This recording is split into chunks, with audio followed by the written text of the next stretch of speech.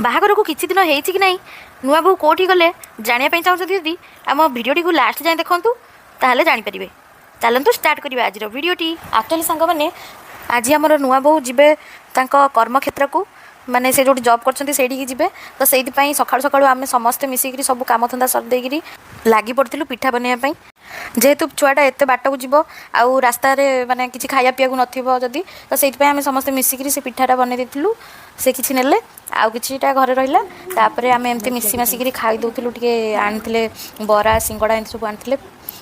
ସାଙ୍ଗମାନେ ଆପଣମାନେ ତ ମୋର ସବୁ ଭିଡ଼ିଓ ଦେଖୁଛନ୍ତି କିନ୍ତୁ ଲାଇକ୍ ସେୟାର କିନ୍ତୁ କିଛି ବି କରୁନାହାନ୍ତିନି କି ମୋ ଚ୍ୟାନେଲକୁ ସବସ୍କ୍ରାଇବ୍ ବି କରୁନାହାନ୍ତିନି।